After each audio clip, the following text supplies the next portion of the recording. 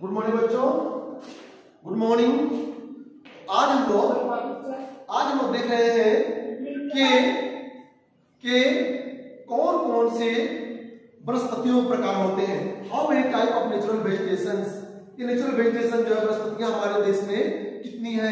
तो मैंने कल ही बताया था आपको कि भारत विविधताओं का देश है, अनेक तरह की जलवायु पाई जाती है, तो अनेक तरह की वनस्पतियां भी देखने को मिलती है। तो आज हम देखेंगे कि वनस्पतियां जो है कैसे हमें प्रभावित कर रही है, नहीं कैसे हमें प्रभावित कर रही है वनस्पतियां। देखोगे पहला है tropical evergreen forest. Tropical evergreen forest, इसी फॉरेस्ट को हम लोग क्या कहते हैं, ट्रॉपिकल रेनी फॉरेस्ट भी कहते हैं। क्या कहते हैं, ट्रॉपिकल रेनी फॉरेस्ट भी कहते हैं। और यह वन उन्हीं जगहों पर पाए जाते हैं जहां पर 200 से लेकर 200 सेंटीमीटर से ऊपर वर्षा होती है। नहीं तो 200 सेंटीमीटर से ऊपर वर्षा कहां पर होती है भारत में भाई? तो बताया था आपको कि केरल का जो एरिया है, यहाँ पे ये जो एरिया है इन क्षेत्रों में। इसके बाद आप देखोगे ये अंडमान निकोबार आइलैंड है, यहाँ पे लक्स आइलैंड है, फिर मेघालय है, यहाँ पर ज्यादा वर्षा होती है। परिणाम क्या होता है कि यहाँ पर ट्रॉपिकल रेनी फॉरेस्ट जो है, ट्रॉपिकल रेनी फॉरेस्ट यहाँ पर अधिक मात्रा में पाए जाते हैं। ये समझ में आ रहा है? समझ गया आप लोग? और इसमें देखो क्या होता है, इसकी विशेषता क्या, what is characteristics of this forest. तो यहाँ पर क्या होते हैं, ये वर्ष में एक एक करके पत्तियों को गिराते हैं, एक साथ नहीं गिरा देते हैं, नहीं, और सदा हरे भरे रहते हैं। और इनके पेड़ों की ऊंचाई बहुत ज्यादा होती है, लगभग 60 मीटर तक होती है। और एक ही जगह पर अनेक तरह की वनस्पतियां पाई जाती हैं, अनेक तरह की वनस्पतियां पाई जाती हैं। और ये डेंस फॉरेस्ट होते हैं। क्या होते हैं? ये डेंस फॉरेस्ट होते हैं। ये क्लियर हुआ? और अब देख लो, जैसे वनस्पतियां होंगी उसी तरह के जीव जंतु भी यहाँ पर देखने को मिलेंगे। जैसे यहाँ एलिफेंट पाए जाते हैं, हाथी है, लंगूर है, नहीं लोग, और क्या हिरण भी यहाँ पर देखने को मिल जाएंगे। तो ये सब क्या है, यहाँ के मेन जानवर भी हैं, ये भी पाए जाते हैं यहाँ पर। तो ये हो गया। दूसरा देखोगे उससे कम वर्षा वाले क्षेत्रों में, मतलब 100 सेंटीमीटर से लेकर, ऐसे देखो तो 70 सेंटीमीटर से लेकर 200 सेंटीमीटर के नीचे जहां वर्षा होती है उसको हम क्या कहते हैं, ट्रॉपिकल डेसिडियस फॉरेस्ट कहते हैं। और अभी दो भागों में पड़ जाता है ट्रॉपिकल डेसिडियस फॉरेस्ट भी। एक होता है जहां पर 100 सेंटीमीटर से लेकर 200 सेंटीमीटर तक वर्षा होती है, जहां, और इसको हम क्या कहते हैं, मॉनसूनी फॉरेस्ट के नाम से भी जानते हैं। क्या कहते हैं? मॉनसूनी फॉरेस्ट भी इसको कहते हैं। और यह जस्ट इसके बाद जैसे जो बिहार में एरिया है, झारखंड एरिया है, इन सब क्षेत्रों में ये क्या पाए जाते हैं, ट्रॉपिकल डेसिडियस फॉरेस्ट पाए जाते हैं। और टीक है, सागवान है, नहीं शीशम है, नीम है, महुआ है, पीपल है, ये सब पेड़ जो है यहाँ पर ज्यादा पाए जाते हैं। ठीक ना? और इस तरह उसी तरह के यहाँ पर जीव जंतु भी देखने को मिलते हैं। कहां पर? इस तरह के। और यहाँ की सबसे विशेषता क्या है कि ये विशेष मौसम में, गर्मी का मौसम जो आता है उसको पहले क्या करते हैं, अपने पत्ते को गिरा देते हैं, एक साथ गिरा देते हैं, जबकि रेनी फॉरेस्ट में ऐसा नहीं होता है। और यहाँ पर एक ही जगह अनेक तरह के पेड़ पौधे नहीं पाए जाते हैं, एक तरह के पेड़ पौधे देखने को मिलते हैं, जिसको क्या कहते हैं, ट्रॉपिकल डेसिडियस फॉरेस्ट के नाम से जानते हैं। और यहाँ पर भी आप देखोगे, एक चीज बताना भूल गया आपको, यहाँ देखोगे तो 1 हॉर्न राइनोसोरस पाए जाते हैं, 12 सिंगा पाए जाते हैं। कहां पर? 1 हॉर्न राइनोसोरस पाए जाते हैं, 12 सिंगा पाए जाते हैं। कहां पर? असम में, वेस्ट बंगाल में ये देखने को मिलते हैं। अब मैं चलता हूं ट्रॉपिकल, क्या कहोगे उसको, जिस डिजर्ट एरिया है तो वहां पर क्या आ जाएगा, हॉर्न फॉरेस्ट एंड सर्फ्स, कटीली झाड़ियां पाई जाती है, जहां पर 70 सेंटीमीटर से वर्षा कम होती है। जहां 70 सेंटीमीटर से वर्षा कम होती है, जैसे मानो ये एरिया है राजस्थान का, गुजरात का एरिया है, ये पूरे एरिया में भी कुछ जगहों पर इस तरह की चीजें देखने को मिलती है। एक क्या हो गए, यहाँ पर कटीले वन और झाड़ियां पाई जाती है, बबूल है, कहीं कहीं आपको ये देखने को मिलेंगे। और यहाँ पर मरुद्यान पाए जाते हैं। जहाँ मरुद्यान पाए जाते हैं वहां पर आप देखोगे किसका अन्य तरह के भी छोटे मोटे पेड़ पौधे यहाँ देखने को मिल जाते हैं। अब हम चलते हैं कहां पर, माउंटेन फॉरेस्ट की ओर।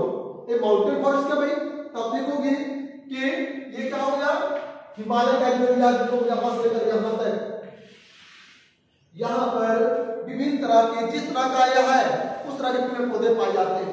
जैसे मान लीजिए अब फुटप्रिंट एरिया है, हिमालय है, हिमालय जैसे जैसे आप लोग पढ़े होंगे कि जैसे जैसे हम ऊंचाई पर जाते हैं, जैसे जैसे हम ऊंचाई पर जाते हैं वैसे वैसे तापमान क्या होता है, कम होता जाता है। तो अब फुटप्रिंट एरिया जो है इन क्षेत्रों में यदि वर्षा होती है तो यहाँ पर कौन पेड़ पौधे पाए जाएंगे, एवरग्रीन फॉरेस्ट पाए जाएंगे, ट्रॉपिकल एवरग्रीन फॉरेस्ट देखने को मिलते हैं नहीं, और उसमें बहुत से पेड़ पौधे हैं, वह आप जैसे गोनी है नहीं, महोगनी है, आमरूस है, रेडवुड है, ये सब भी यहाँ पर देखने को मिलते हैं। इसी तरह ऐसे ऊपर हम जाएंगे, मान लो लगभग 3000 मीटर ऊंचाई पर जाएंगे तो आप पाओगे कि वहां पर टाइगा फॉरेस्ट पाए जाते हैं। तो पाए जाते हैं टाइगा फॉरेस्ट पाए जाते हैं। टाइगा फॉरेस्ट को हम लोग कॉनिफेरस फॉरेस्ट, कॉनिफेरस फॉरेस्ट के नाम से भी जानते हैं। इसको हम लोग शंकुधारी वन भी कहते हैं। क्यों कहते हैं कि यहाँ पर जो पेड़ को, चूंकि यहाँ पर हिमपात होता है, स्नोफॉल होते हैं, इसलिए यहाँ पर जो भी पेड़ पौधे हैं उसमें क्या होता है, उनकी पत्तियां जो है नुकीली होती है। क्या होती है, उनकी पत्तियां नुकीली होती है। कल मैंने बताया था, क्या लोग भी घर बनाते हैं इसी तरह बनाते हैं। ऐसा क्यों बनाते हैं, ताकि बर्फ आसानी से यहाँ से नीचे गिर जाए, प्रभावित न हो।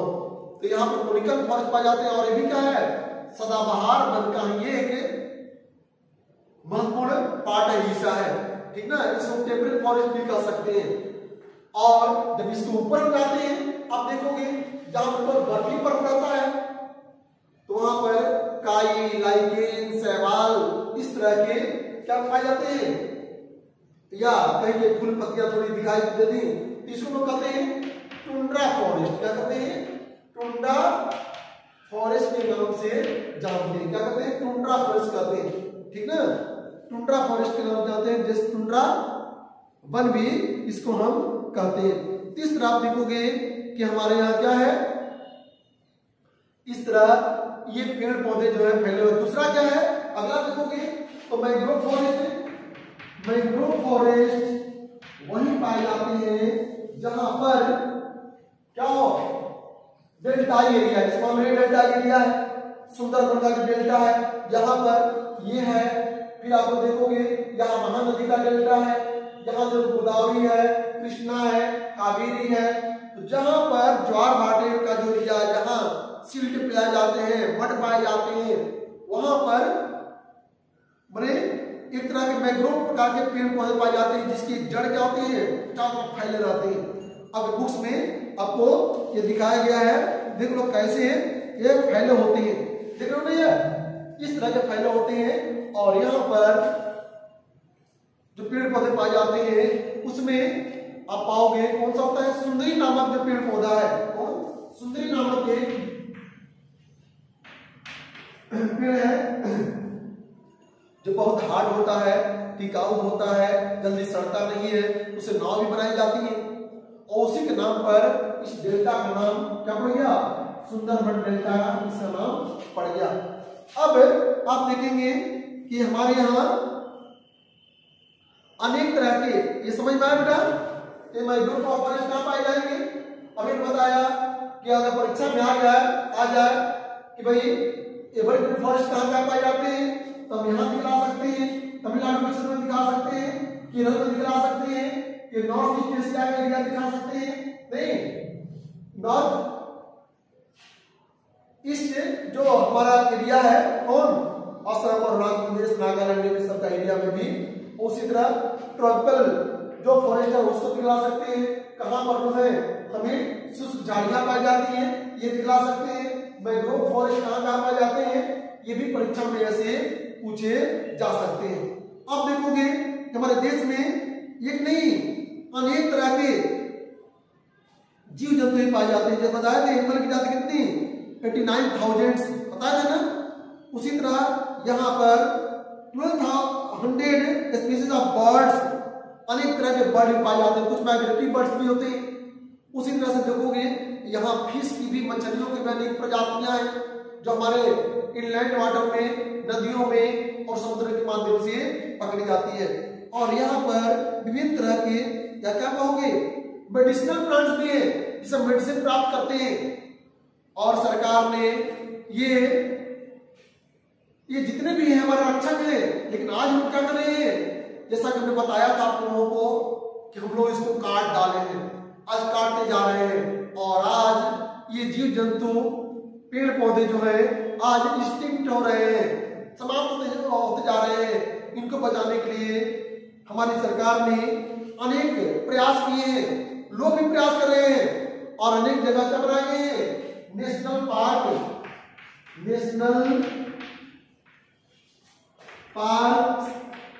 एंड वाइल्ड लाइफ सेंचुरी बनाए गए। क्या बनाए गए हैं, वाइल्ड लाइफ सेंचुरी बनाए गए हैं, जहां पर हम क्या करें, इनको सुरक्षा प्रदान कर सके, अभयारण्य बना सके। और आप देखोगे नीलगिरी है, फिर आप देखोगे उधर काजीरंगा है, मानस है, दुधवा है, ये सब क्या है हमारे ये बायोस्फीयर बने हैं। आप देखो 14 बायो रिजर्व बने हुए हैं, जिसमें सुंदरबन है, गल्फ ऑफ मन्नार है, नीलगिरी है, फिर आपको नंदा देवी है, नोक्रेक है, ग्रेट निकोबार है, मानस है, सिमलीपाल है, दियांग है, डिब्रूज है और काजीरंगा है, पंचमढ़ी है। ये सब क्या है हमारे बायो रिजर्व है। उस तरह नेशनल पार्क बने हुए हैं ताकि जो हमने गलती की है अब वो गलती ना करें, बल्कि जीव जंतुओं और पेड़ पौधों को बचाएं। और हम जब बचाएंगे, हम उसकी रक्षा करेंगे, तभी हमारी रक्षा हो सकती है। और सरकार ने क्या किया है, अनेक जीव, जैसे मान लो आप जान रहे हो कि बंगाल टाइगर्स कहाँ पर पाए जाते हैं, इस एरिया में पाए जाते हैं बंगाल टाइगर्स। ऐसे गुजरात एरिया में भी, मर्सले क्षेत्र में भी टाइगर्स पाए जाते हैं। तो टाइगर प्रोजेक्ट बनाया गया है, टाइगर प्रोजेक्ट, रेनेसांस प्रोजेक्ट और बहुत से प्रोजेक्ट बनाए गए हैं, जिसके माध्यम से हम जीव जंतुओं की रक्षा आसानी से कर सके, ताकि आने वाली पीढ़ियां भी वो देख सके। और आपने पढ़ा होगा 8th क्लास में भी अबाउट दी सस्टेनेबल डेवलपमेंट्स। आप लोग सस्टेनेबल डेवलपमेंट बारे पढ़े थे ना सतत पोषणीय विकास कि हम पर्यावरण और अपने जो हमारे संसाधन है उसका उपयोग इस तरह करें कि हमारा पर्यावरण भी क्या हो, संतुलित रहे और आने वाली पीढ़ियां भी उसका उपयोग कर सके। इस तरह अभी हमारे जीव जंतुओं और पेड़ पौधों की सुरक्षा करना बहुत ही आवश्यक है। तो मुझे उम्मीद है कि आप लोग ये समझ गए होंगे। क्लियर है? तो फिर मिलेंगे बेटा कल। जय हिंद।